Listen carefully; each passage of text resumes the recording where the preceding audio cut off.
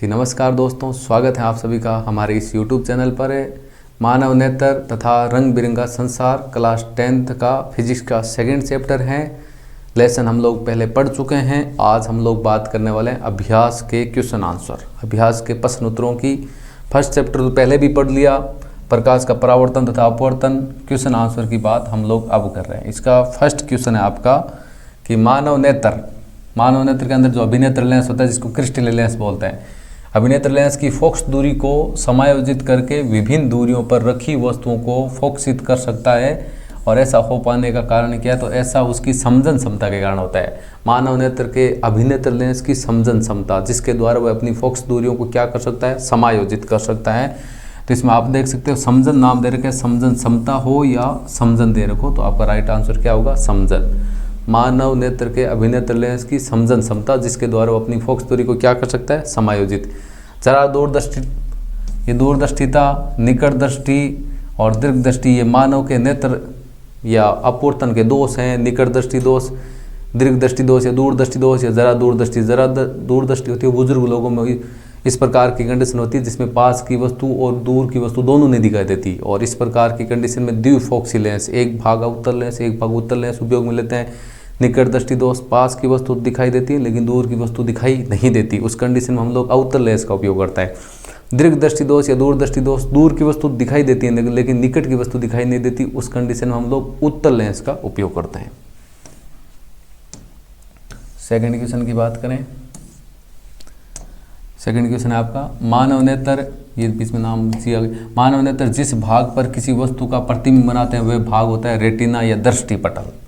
मानव नेत्र में रेटिना या दृष्टिपटल, आपका आंसर रेटिना भी हो सकता है, दृष्टिपटल भी हो सकता है। मानव नेत्र का रेटिना भाग या दृष्टिपटल भाग है, वहाँ पर आपके प्रतिबिंब का निर्माण होता है। तो इसका आंसर रेटिना भी हो सकता है, दृष्टिपटल भी हो सकता है। क्वेश्चन नंबर 3 की बात करें, 3 है आपका सामान्य दृष्टि के वयस्क के लिए सुस्पष्ट दर्शन की अल्पतम दूरी क्या होती है? किसी व्यक्ति के लिए सुस्पष्ट देखने की जो निकटतम दूरी होती है वो कितनी होती है? आपको बुक में आ रखा है कि आंख के द्वारा किसी पास की वस्तु को सुस्पष्ट देखना चाहते हो तो वो आपकी दूरी होती है 25 सेमी। कितनी होती है आपकी? 25 सेमी। आपका राइट आंसर है सी ऑप्शन। किसी वस्तु की, यदि हम पास हैं किसी वस्तु को सुस्पष्ट देखना चाहते हैं तो उसकी अल्पतम या निकटतम दूरी आपकी 25 सेमी होती है। क्वेश्चन नंबर 4 की हम बात करें, अभिनेत्र लेंस की फोकस दूरी में परिवर्तन किया जाता है किसके द्वारा? पुतली द्वारा नहीं, दृष्टिपटल द्वारा नहीं, पक्षमापी पेशियों द्वारा। ये आपका राइट आंसर है। पक्षमापी पेशियों द्वारा किसी अभिनेत्र लेंस की फोकस दूरी में क्या किया जा सकता है? परिवर्तन किया जा सकता है। ये आपके 4 ऑप्शनल क्वेश्चन थे, उनके बारे में हम लोग पढ़ चुके हैं। ये क्वेश्चन नंबर 5 है, न्यूमेरिकल क्वेश्चन है, इसको तो व्हाइट बोर्ड पर लेके अपने को समझना पड़ेगा। क्वेश्चन 5 क्या? पहले हम लोग क्या करेंगे? क्वेश्चन को ध्यान से पढ़ेंगे, उसके बाद में इसका सॉल्यूशन करेंगे। तो देखो क्वेश्चन को ले लेते हैं अपना व्हाइट पेज पर एक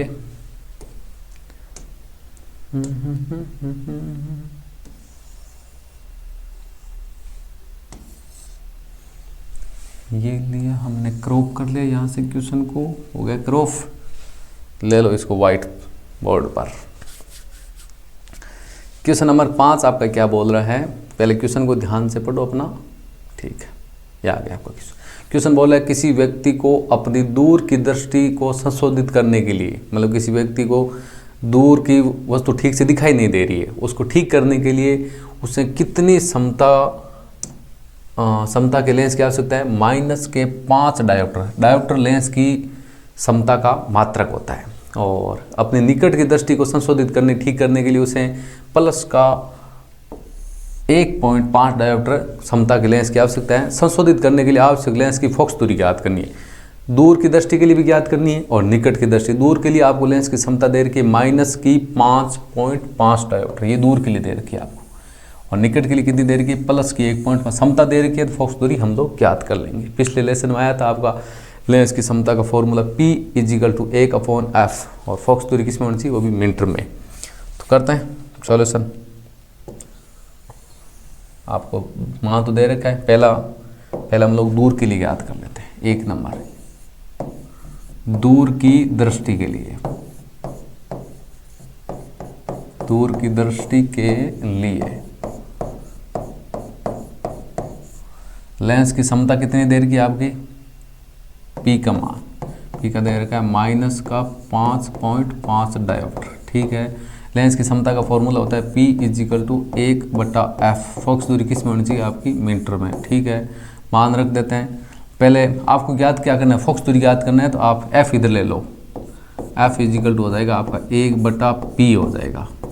ठीक है, मान रखते हैं, मान रखेंगे तो आपका हो जाएगा f इजिकल टू 1/ माइनस का 5 पॉइंट कितना 5, यहाँ से पॉइंट हटाएंगे ऊपर आ जाएगा 10।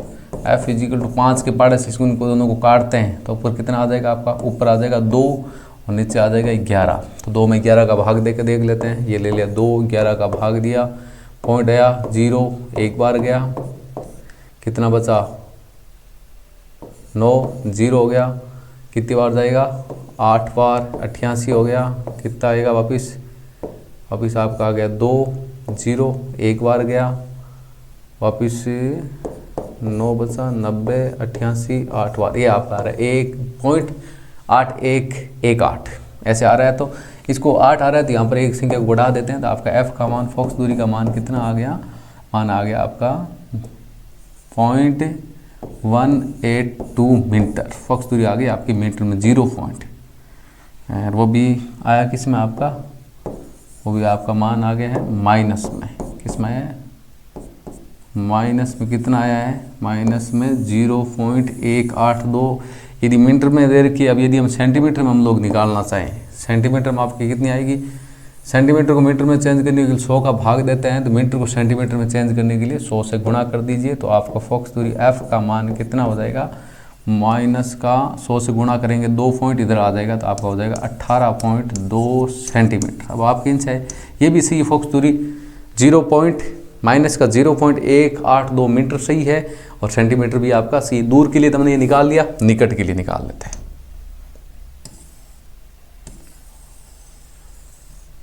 निकट के लिए निकाल लेते हैं।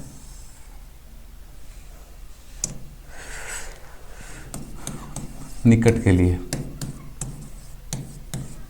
निकट के लिए फोकस दूरी,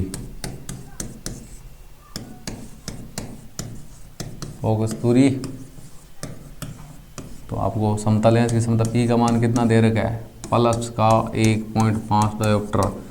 तो सूत्र लगाएंगे P is equal to 1/f। Focus दूरी किस में होनी चाहिए आपकी, मीटर में, तो f इजिकल टू हो जाएगा आपका 1/ क्या हो जाएगा P। ये आपका फॉर्मूला हो गया। मान रखते हैं, मान रखेंगे तो f इजिकल टू 1/p का मान कितना 1.5, यहाँ से पॉइंट हटाया कितना आ गया 10।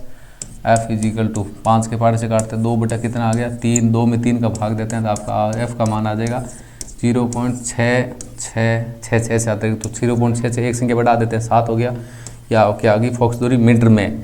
और यदि आप इसको सेंटीमीटर में लिखना चाहो, प्लस में आएगी आपकी, सेंटीमीटर में लिखना चाहो, सेंटीमीटर में आपका मान किस प्रकार आएगा, 100 से गुणा कर देते हैं, f का मान आ जाएगा आपका 66.7 सेंटीमीटर। ये लो, ये निकट के लिए आपकी फोकस दूरी है, दूर के लिए वो ऊपर वाली है।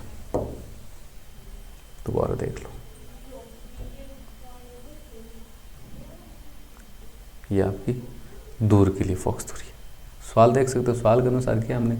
देखो आपको ये सवाल दे रखे हैं, सवाल में आप देख सकते हो दूरदृष्टि की संशोधित करने के लिए डायोप्टर P क्षमता दे रखी है, निकट के लिए दे रखी है। तो दूर के लिए फोकस दूरी सूत्र आपको P is equal to 1/f focus metre वाला वो लगाना है, निकट के लिए, दोनों के लिए। दूर के लिए पहले ये याद कर ली, आपकी लेंस की क्षमता माइनस में दे रखी है तो फोकस दूरी माइनस में आएगी, और निकट के लिए देख लो। एक बात मैं आपको बता देता हूँ कि यदि लेंस की क्षमता आपकी ऋणात्मक है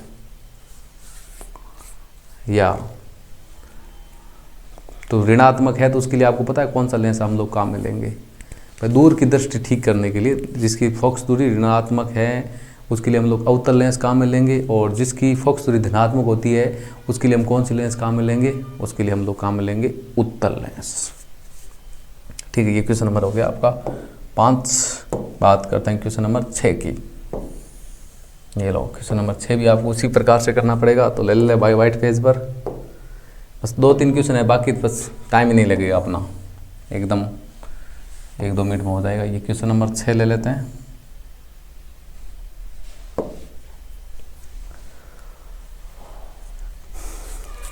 क्वेश्चन को देखो, ध्यान से पढ़ दो। क्वेश्चन क्या दिया हुआ है?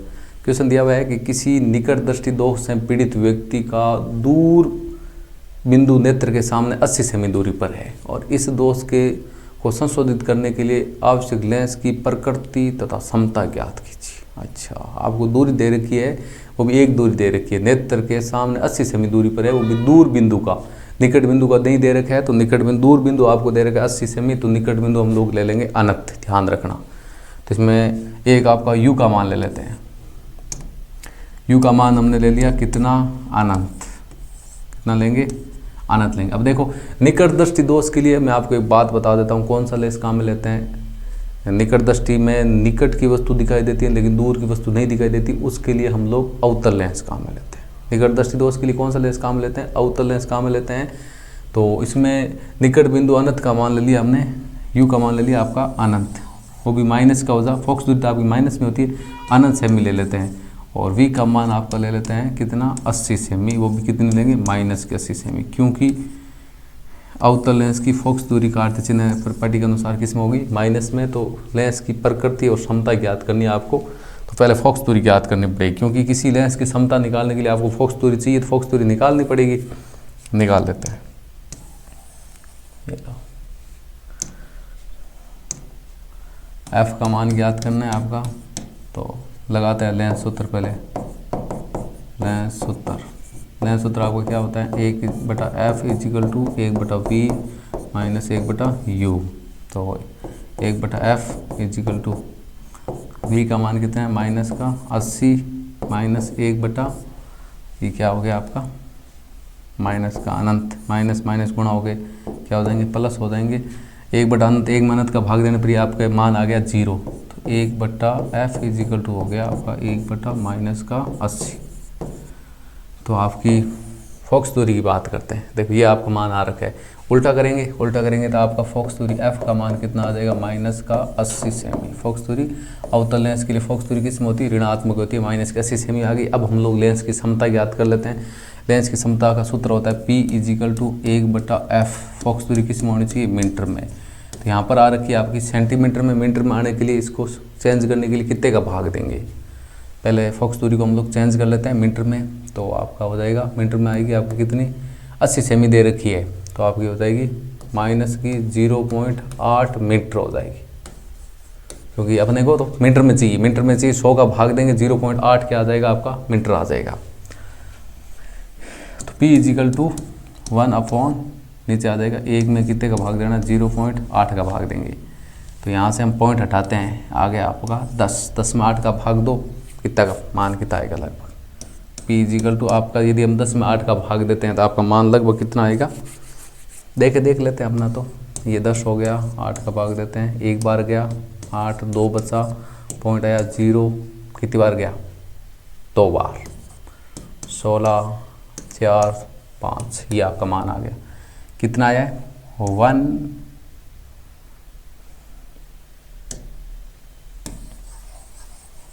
लेकिन फोकस दूरी आपकी है किस में?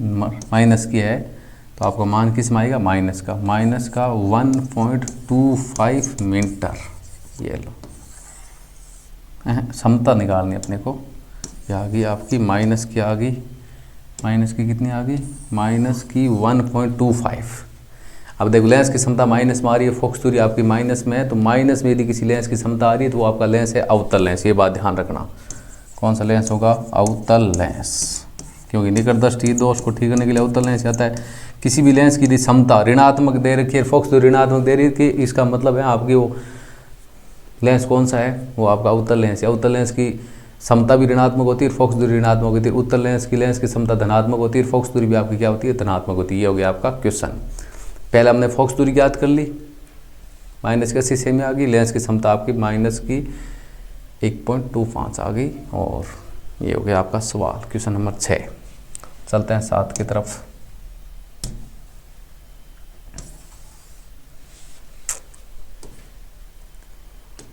इसको भी हल कर लेते हैं। ऐसे कैसे? वाइट पेज पर लेना पड़ेगा ना, क्रॉप करो इसको यहाँ से,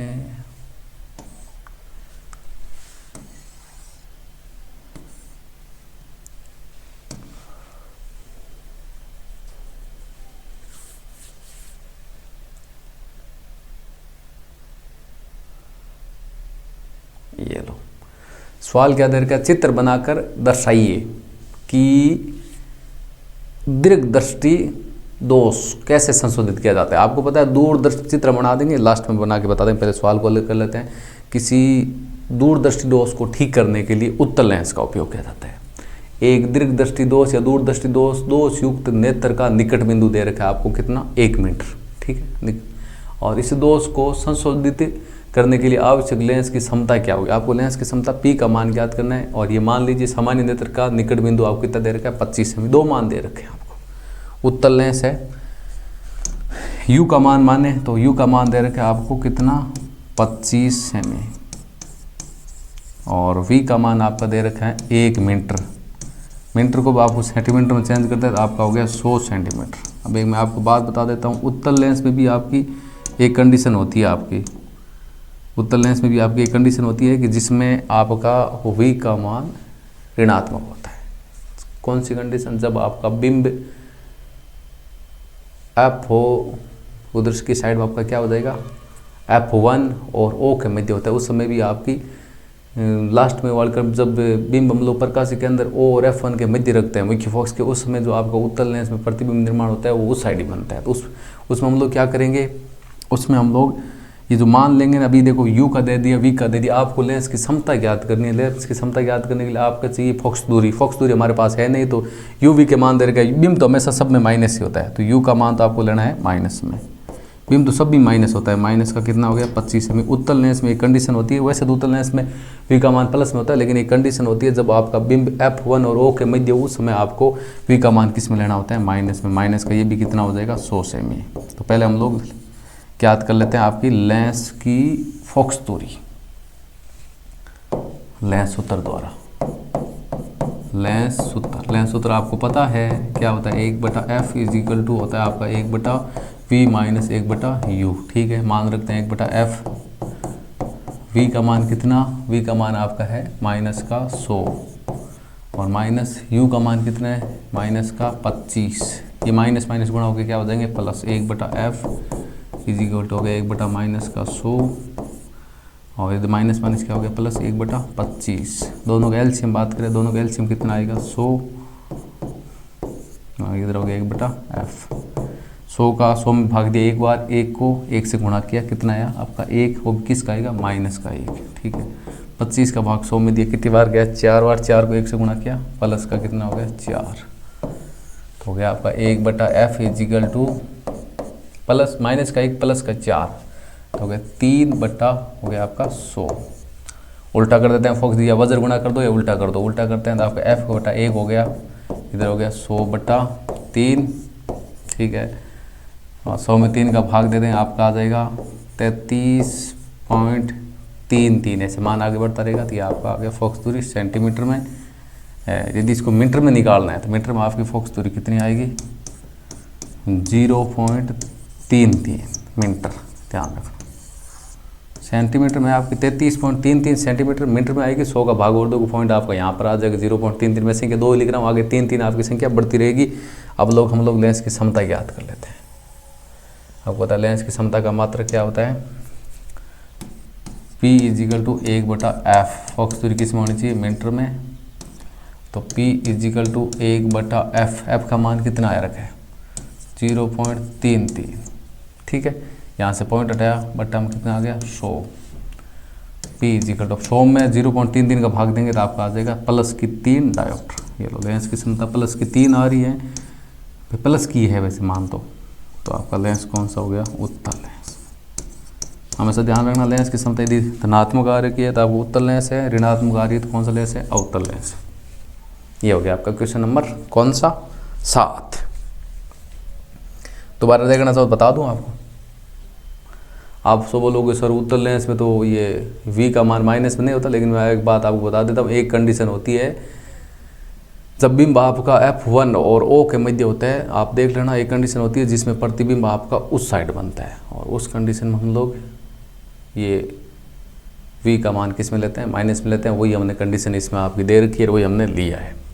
तो सवाल कर दिया। आगे क्वेश्चन नंबर 8 की बात करते हैं। अभी ये 7 हो गया, अब क्वेश्चन नंबर 8 सबके आंसर यहीं दे रखे हैं।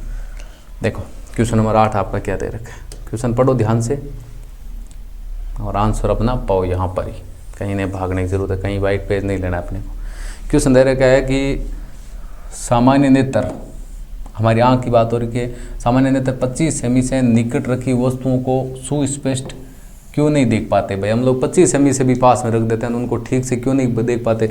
अब मैंने बता दिया कि किसी व्यक्ति की पास में रखी वस्तु की सुस्पष्ट देखने की जो क्षमता होती है, सबसे बढ़िया हम लोग कितनी दूरी पर देख सकते हैं, 25 सेमी। 25 सेमी के जैसे जैसे पास लेके आते हैं हम लोग उनको ठीक नहीं देख सकते। क्यों नहीं देख सकते, उसका कारण क्या है। तो उसका जवाब यह है कि 25 सेमी से निकट रखी वस्तु से आने वाली किरणें मानव नेत्र के रेटिना पर ठीक ढंग से फोकसित नहीं हो पाती, अर्थात नेत्र की फोकस दूरी एक निश्चित सीमा के नीचे घट पाती है, और इसीलिए रेटिना पर वस्तु का स्पष्ट प्रतिबिंब नहीं बन पाता। तो आपको एक ही जवाब लिखना है कि 25 सेमी से हम लोग किसी वस्तु को हम लोग निकट रख देते हैं तो मानव रेटिना पर ठीक तरीके से प्रतिबिंब निर्माण नहीं होता, उसी वजह से हम लोग उस वस्तु को सुस्पष्ट नहीं देख पाते। जो मानव नेत्र में जो आपका प्रतिबिंब निर्माण है वो आपका कहाँ पर बनता है, रेटिना पर या दृष्टिपटल पर। 25 सेमी से ज़्यादा पास में लेके आ जाते हैं, जैसे बुक को घर ज़्यादा पास लाने से दिखाई नहीं देगा, आप करके देख सकते हो खुद। उसका कारण क्या होता है, रेटिना पर या दृष्टिपटल पर ठीक तरीके से प्रतिबिंब नहीं बनता है, तो आपका हम लोग उसको ठीक तरीके से नहीं देख सकते, सुस्पष्ट नहीं देख सकते। क्वेश्चन नंबर 9 की बात करें। 9 नंबर क्वेश्चन आपका क्या है कि जब हम नेत्र से किसी वस्तु को जब हम लोग नेत्र से किसी वस्तु की दूरी को बढ़ा देते हैं तो नेत्र की प्रतिबिंब दूरी का क्या होता है। भाई वस्तु को बढ़ा देते हैं नेत्र, भाई पहले आपकी वस्तु रखी थी 30 सेमी पर, अब लगभग 40 पर रख देते हैं, उसके बाद 50 पर रख देते हैं, उसके बाद 60 सेमी पर रख देते हैं। उससे पूछा है कि प्रतिबिंब दूरी का क्या होता है, तो उसका आंसर आपको है प्रतिबिंब दूरी आपकी हमेशा समान रहेगी। ये बात ध्यान रखना कि हम लोग नेत्र से किसी वस्तु की दूरी को बढ़ा देते हैं तो नेत्र में प्रतिबिंब दूरी आपकी क्या रहती है, समान। आपका राइट आंसर इतना ही है कि प्रतिबिंब दूरी आपकी क्या रहती है, समान रहती है, क्योंकि पक्षमापी पेशियों के द्वारा अभिनेत्र लेंस की फोकस दूरी कम या ज़्यादा हो जाती है। क्योंकि अभिनेत्र लेंस में जो फोकस दूरी को कम ज़्यादा करने का काम होता है वो किसका काम होता है, पक्षमापी पेशियों का होता है। तो आपकी वस्तु को दूर ले जाने से प्रतिबिंब दूरी पर कोई प्रभाव नहीं पड़ेगा, प्रतिबिंब दूरी आपकी समान रहेगी। क्वेश्चन नंबर 10, तारे क्यों टिमटिमाते हैं। तो आपको पता है तारों का टिमटिमाना वायुमंडलीय अपवर्तन की घटना है। 1 नंबर का क्वेश्चन आए तो आपको एक ही लाइन लिखनी है, वायुमंडलीय अपवर्तन के कारण हमें तारे टिमटिमाते हुए दिखाई देते हैं। 2 नंबर का पूछे तो आपको नीचे की भाषा लिखनी है। भाषा क्या लिखनी है, वायुमंडलीय अपवर्तन के कारण तारे टिमटिमाते हुए लगते हैं। क्यों लगते हैं, क्योंकि पृथ्वी से तारे बहुत ज़्यादा दूर है। ये देखो इसका आंसर आपको ये लिखना है, क्या लिखेंगे कि तारे बहुत दूर हैं, इसीलिए वे प्रकाश के बिंदु स्रोत के निकट हैं, और तारों से आने वाले प्रकाश की किरणें का पथ थोड़ा बदलता रहता है, इसीलिए तारे की आभासी स्थिति विचलित होती रहती है, तथा आंखों में प्रवेश करने वाले तारों के प्रकाश की मात्रा झिलमिलाती रहती है, जिसके कारण तारे टिमटिमाते दिखाई दे सकते हैं। ऐसे भी बोल सकते हैं कि तारे पृथ्वी से बहुत ज़्यादा दूर हैं, बीच में वायुमंडल की बहुत सारी परतें हैं, उनके कारण क्या होता है, तारों का प्रकाश कम विरल से कभी सघन में, कभी सघन से विरल में, तो उनका पथ रास्ता विचलित होता रहता है, जिसके कारण हमें वो तारे क्या दिखाई देते हैं, टिमटिमाते हुए दिखाई देते हैं। ये भी कारण आप लिख सकते हो। मेन कारण है दूरी ज़्यादा है, बीच में परतें अधिक है, तो बार बार उनका माध्यम चेंज हो जाता है, कभी विरल कभी सघन कभी विरल, तो उनका एक रास्ता होगा नहीं, तो वो आपको क्या होगा, टिमटिमाते झिलमिलाते हुए दिखाई देते हैं। क्वेश्चन नंबर 11 है आपका, तारे तो टिमटिमाते लेकिन गरे क्यों नहीं टिमटिमाते, कि वाक्य कीजिए कि गरे क्यों नहीं टिमटिमाते। नॉर्मल सीधी सी बात है, तारों की तुलना में गरे पृथ्वी के बहुत ही पास में। तो 2 नंबर का क्वेश्चन आए तब आपको क्या जवाब लिखना है, ये लिखना है कि तारों की अपेक्षा ग्रह हमारी पृथ्वी के बहुत ही निकट है और उन्हें विस्तृत स्रोत की तरह मान सकते हैं। यदि ग्रह को बिंदु का आकार के अनेक प्रकाश स्रोतों का संग्रह मान ले तो उन सभी से हमारे नेत्रों में प्रवेश करने वाली प्रकाश की मात्रा में कुल परिवर्तन औसत मान कितना होगा, लगभग 0 होगा, जिसके कारण वह टिमटिमाते नहीं हैं। मेन कारण है कि वो आपके बहुत ज़्यादा पास में है। पास होने के कारण क्या होता है कि वो नहीं टिमटिमाते। और दूसरी बात आप ये बता सकते हो कि यदि हम लोग ग्रहों को बिंदु का आकार मान ले और अनेक प्रकाश स्रोतों से संग्रह मान ले तो उनके द्वारा हमारे नेत्र में प्रवेश करने वाली प्रकाश की मात्रा कुल परिवर्तन का औसत मान शून्य होगा। तो शून्य होगा तो आपको टिमटिमाते हुए दिखाई नहीं देंगे। क्वेश्चन नंबर 12 नंबर क्वेश्चन है। 12 नंबर है आपका कि सूर्य उदय के समय और सूर्योदय की मान लो सूर्यास्त के समय में जो सूर्य का रक्ताब है, रक्ताब क्यों प्रतीत होता है। बस सूर्योदय की बात कर लो, ये सूर्यास्त के समय में जो सूर्य का रंग लाल कैसे दिखाई देता है, वो घटना है प्रकाश के प्रकीर्णन की। जवाब क्या लिखना है सीधा, तो सूर्योदय के समय सूर्य रक्ताब क्यों प्रतीत होता है। 1 नंबर का क्वेश्चन पूछे तो आपको जवाब लिख देना है ये घटना है प्रकाश के प्रकीर्णन की। और पूरा जवाब क्या लिखेंगे, जवाब आप लिखोगे कि सूर्योदय के समय में सूर्य का प्रकाश वायुमंडल की अत्यधिक मोटी परतों से गुजरती है। सूर्य पृथ्वी से काफ़ी दूर है, अलग अलग मोटी परतों से गुजरती है, जिससे सब कम तरंग दैर्ध्य वाले नीले रंग का अत्यधिक प्रकीर्णन करते हैं। और अत्यधिक तरंग दैर्ध्य वाले रंग का प्रकीर्णन बहुत कम होता है और जिससे आँख तक केवल लाल रंग ही पहुँचता है। और अतः सूर्योदय के समय सूर्य रक्ताब प्रतीत होता है। कहने का मतलब क्या हो गया, आपका मतलब हो गया कि सबसे कम जो आपका सबसे कम तरंग दैर्ध्य वाला रंग है, जैसे नीला रंग हो गया, वो सबसे अधिक प्रकीर्णित होता है आपके। ये घटना प्रकाश के प्रकीर्णन की है। तो जो जिनका तरंग दैर्ध्य कम है, कम तरंग दैर्ध्य वाले रंगों का अधिक प्रकीर्णित होते हैं आपके। और अधिक तरंग दैर्ध्य वाले रंग है जैसे लाल रंग हो गया, उनका प्रकीर्णन बहुत कम होता है। इसके कारण हमारे आँख को तब सिर्फ लाल रंग ही पहुँचता है। इसी वजह से आपको सूर्योदय के समय सूर्य कैसा दिखाई देता है, रक्ताब या लाल रंग का दिखाई देता है। जल्दी जल्दी पढ़ते हैं, ये भाषा तो आपके सामने दे रखी है, आप देखे दे रहे। ये आपका लास्ट क्वेश्चन है। लास्ट क्वेश्चन आपका क्या दे रखे हैं, किसी अंतरिक्ष यात्री को आकाश नीले की अपेक्षा काला क्यों प्रतीत होता है। ये भी घटना आपकी किसी प्रकाश के प्रकीर्णन की है। प्रकाश के प्रकीर्णन की है क्या, बता लो ना। ये घटना किसकी है, किसी अंतरिक्ष यात्री को आकाश नीले की अपेक्षा काला क्यों प्रतीत होता है। उसका कारण क्या है, वायुमंडलीय अपवर्तन। घटना कौन सी आपकी, वायुमंडलीय अपवर्तन है या प्रकीर्णन है, बताओ। जवाब आपको बताना है। ये घटना दोनों में से एक ही है, या तो आपकी घटना है अपवर्तन की और वायुमंडलीय अपवर्तन की, या घटना है आपके प्रकाश के प्रकीर्णन की। और इसको हम लोगों ने जो पिछला वीडियो अपलोड किया उसमें ये चीज़ बताई भी आपको। ये घटना आपको इतना बताना है प्रकीर्णन की है या अपवर्तन की है। इसका जवाब तो आपको ही बताना पड़ेगा। नहीं बता सकते, पीछे वाला वीडियो देख लो आप। जवाब क्या आपका कि हम लोग अंतरिक्ष में आपको आकाश नीले की अपेक्षा काला रंग क्यों प्रतीत क्यों होता है। तो उसका कारण है आपका कि अंतरिक्ष यात्री आकाश में उस ऊंचाई पर होते हैं कि जहाँ पर वायुमंडल नहीं होता और न ही वहाँ पर कोई प्रकीर्णन हो पाता है। इसीलिए उन्हें आकाश का नीला रंग नहीं बल्कि काला प्रतीत होता है। यहाँ पर नाम ही आ गया प्रकीर्णन। तो ये घटना तो पता चली गई कि किसी अंतरिक्ष यात्री को आकाश नीले की अपेक्षा काला क्यों प्रतीत होता है। ये घटना है प्रकाश के प्रकीर्णन की। किसकी घटना, क्योंकि वहाँ वायुमंडल नहीं, जहाँ वायुमंडल नहीं वहाँ कण नहीं, जहाँ कण नहीं वहाँ प्रकीर्णन नहीं होगा। तो नीले की अपेक्षा कैसा दिखाई देगा, काला दिखाई देगा। तो ये लेसन आपका हो गया कंप्लीट। अभ्यास के क्वेश्चन आंसर भी आपके हो गए और जल्दी मिलेंगे आपको नेक्स्ट सेशन लेसन। अगला कौन सा आपको पता है, फिजिक्स का 3rd चैप्टर विद्युत वाले में। ये सेशन कैसा लगा, ये वीडियो कैसा लगा, अच्छा लगा तो अपने दोस्तों के साथ शेयर करें। वीडियो को खूब सारा प्यार दें। प्यार किस रूप में दें, लाइक और कमेंट के रूप में दें। Thank you. जय हिंद, जय भारत।